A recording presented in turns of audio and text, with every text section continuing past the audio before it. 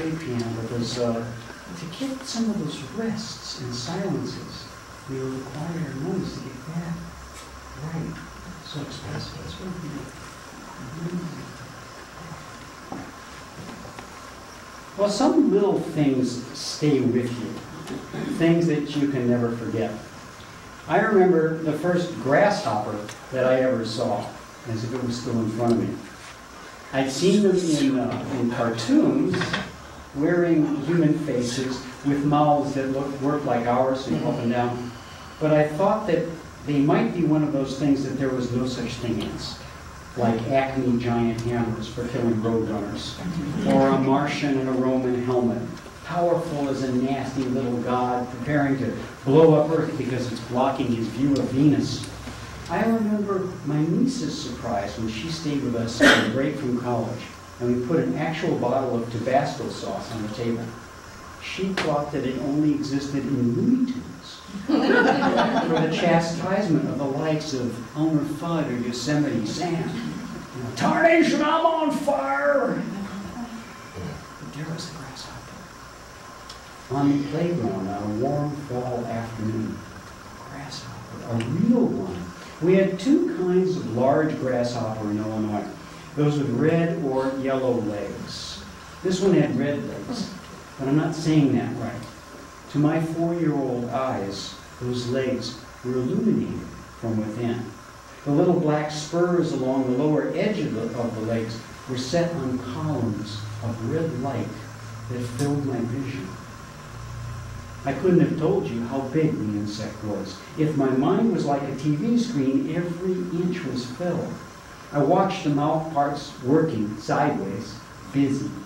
I can't explain these strange qualities of illumination, magnification, except to say that somehow I felt the life of this little creature to be at least as big as my life was. Maybe bigger because it was new to me. When one kid caught it and took it home with him, I longed for it more than any toy that I couldn't have. Well, I caught my first yellow-legger not long after that, turning it upside down and marveling at the segmented armor on the thorax. It also glowed for me, though somewhat less than the red one. And now that I saw it in my own fingers, it didn't seem so big. I was aware of the diminished light. Not upset, but curious when at last I was able to collect a whole jar full of red and yellow leggers. The glow wasn't there at all. Later, when I was old enough to go to the park by myself, I was amazed to discover on a patch of limestone and gravel some limestone-colored grasshoppers. When I caught one, it expelled a bit of dark brown fluid from its mouth. Someone told me that that's because grasshoppers chew tobacco. Tobacco was in almost every grown-up mouth in those days. Mad Men days, right? So I began to think of grasshoppers as older than I had before. Like I once thought of them as bigger than they were. But I never forgot the light in that very first one. It was the little thing. It was so alive for me as a child. And it stays alive for the man I am today. Some little things stay with you. I had a plantar's wart on my left foot through much of high school and into college. I'd had it treated and reduced at the university clinic several times, but it wouldn't go away. It was a little thing, caused by a virus maybe, that stayed alive on its own, the way some very little things manage to do. The podiatrist said that I would probably have to live with it and just manage it as necessary. I managed it by walking on the edge of my foot, avoiding the wall. It was often sore. But when my biology class had a field trip to Volo Bog in Volo, Illinois, something happened. Well, that's a marvelous, do you know Volo Bog? Oh, wow, okay. It's a marvelous place. You can find some things that have disappeared from most of that area tens of thousands of years ago. I remember there was one kind of larch tree at the end of the bog, found nowhere else in the state.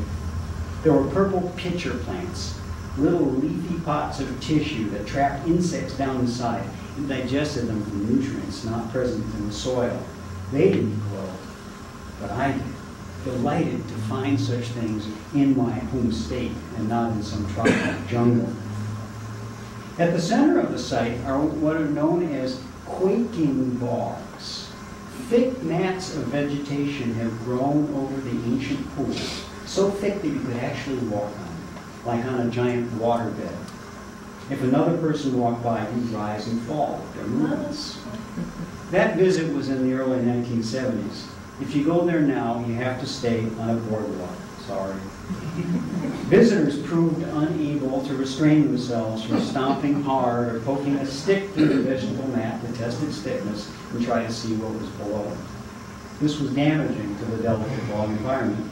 And to my great disappointment, you could no longer walk there when I brought my wife to see them in the 1990s. I should have expected it. When I'd been to class, several young scholars from my very fine university had been unable to resist making holes, and I accidentally put my foot through one of those holes.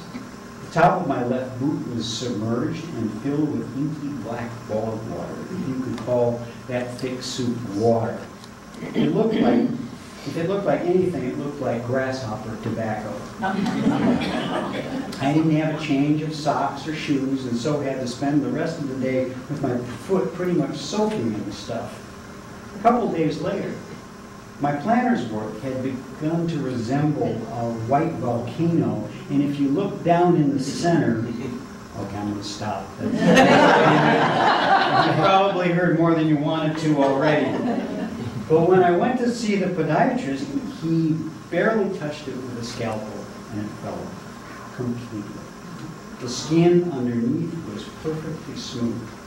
I came back weeks later for a checkup, and there was still no trace of the wart.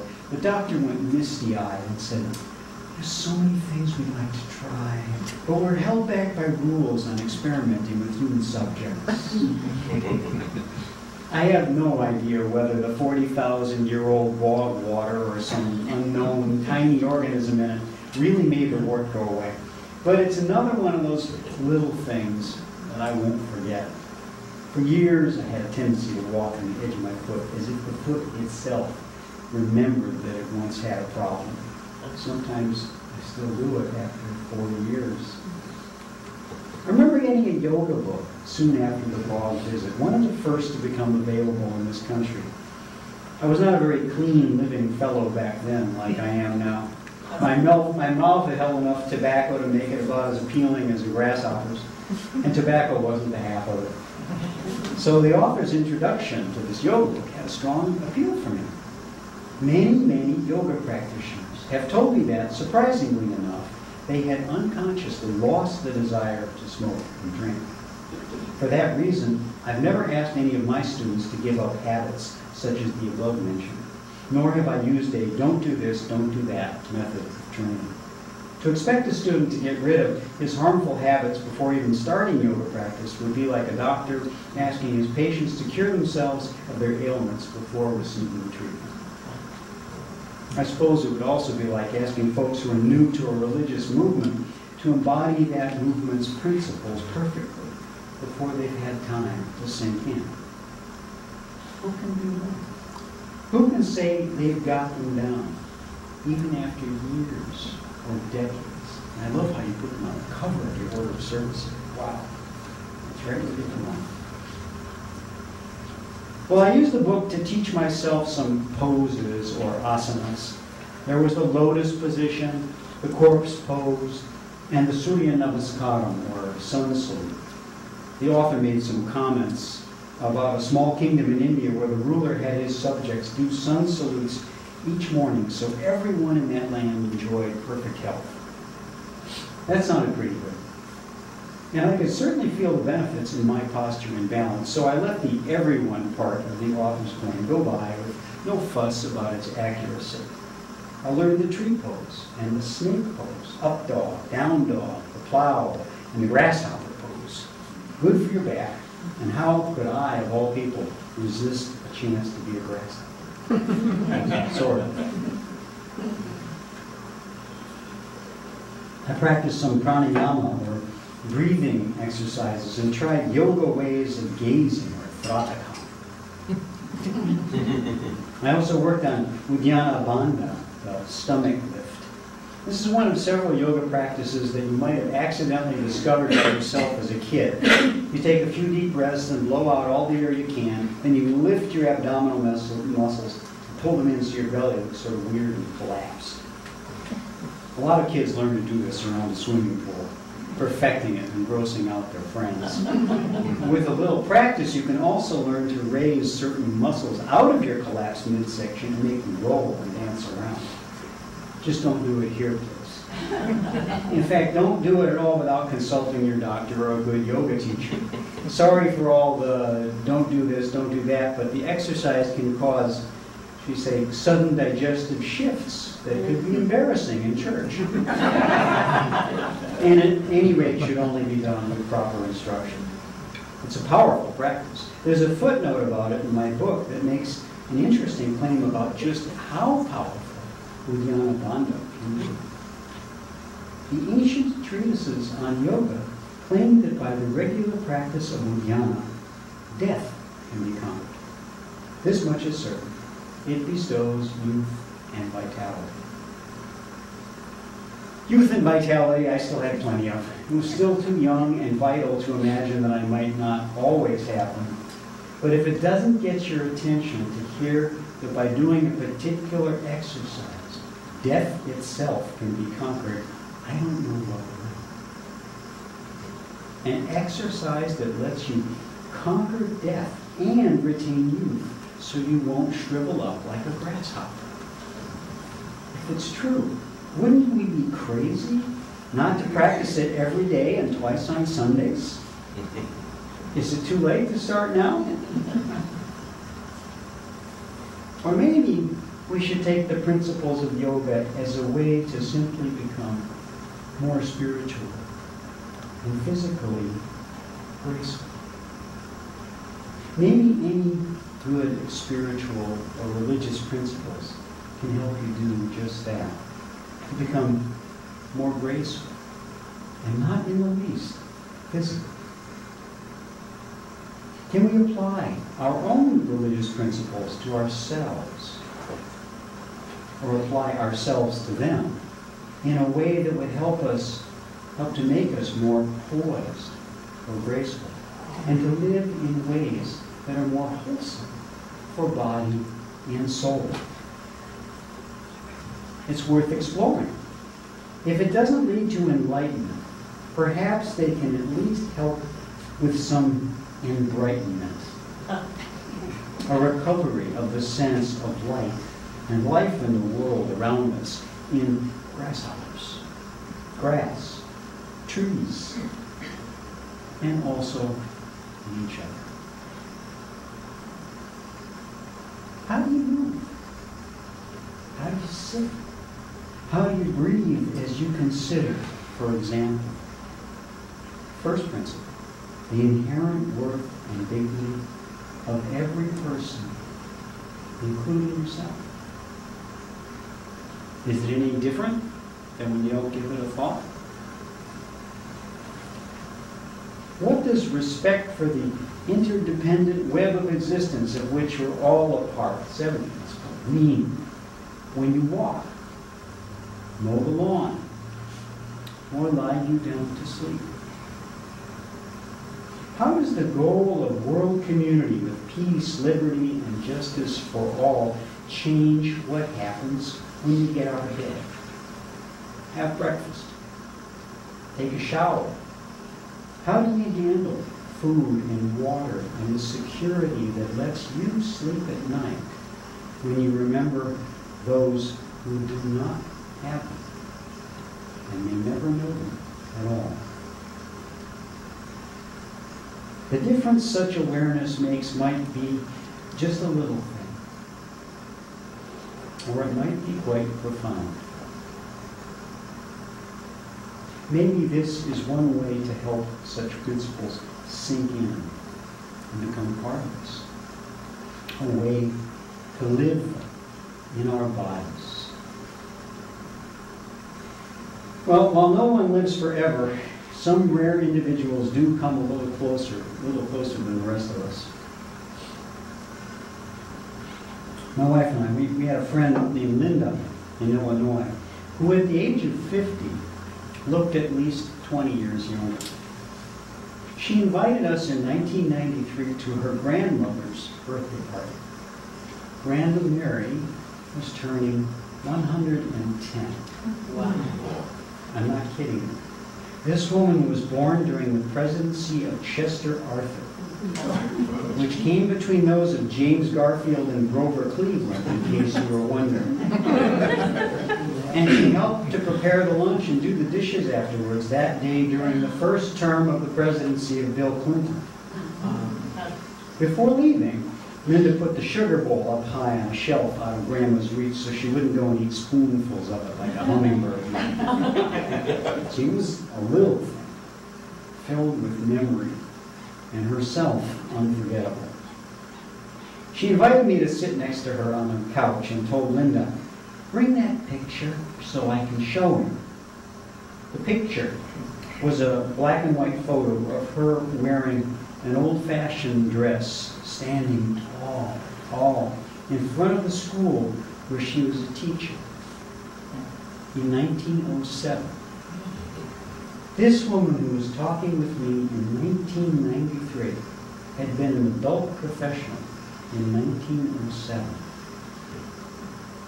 I don't know if that's a little thing or a big one, but it certainly stays with me.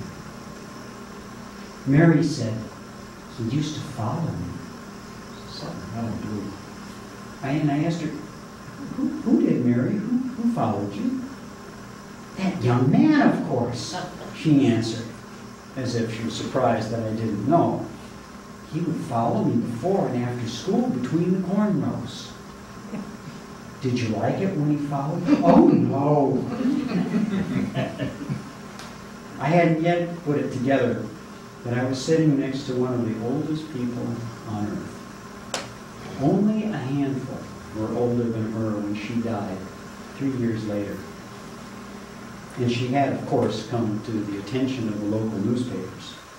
A reporter asked her if she followed any special diet or exercise program, curious if there might be some magic Midwestern herbal tea that no one else had discovered, or some form of heartland yoga, maybe something, anything to explain someone surviving 113 years in the harsh climate of our home state. But all that Mary had to say by way of explanation was, "My whole life, I never hated anyone, and I never felt that anyone hated me." So it wasn't diet or exercise. If anything, it was principles put to gracious practice. When I realized that something about me must have reminded her on the day she turned 110 about a man in her life back in 1907, I'd asked her, "Did you like it when she followed you?" And she said, "Oh, no." But she also smiled and covered her mouth. Clearly, she never hated him either. I think he was luckier than Tithonus had been with Eos in our old Greek story, even if Mary had never taken him into her house, like the Dawn had done with her poor human lover. Mary had kept him alive forever in the way a human being can. In a story, in a smile. Maybe she saw a trace of him in me, a bit of heartland cornfield rascal, and that's why she covered her mouth so girlishly. The sun had just come around the corner of that house, where she still lived by herself with only a short daily visit from a nurse. A beam of yellow light came across the couch, through her hair, through her ear, through her delicate veined hands, so that they shone a bit bluish, a bit pink, sort of glowing. as if that light was all her own, not blocked by any hatred, I suppose. Mary didn't look a day over 100. Or a day less, really. But she didn't look like a grasshopper. Not at all.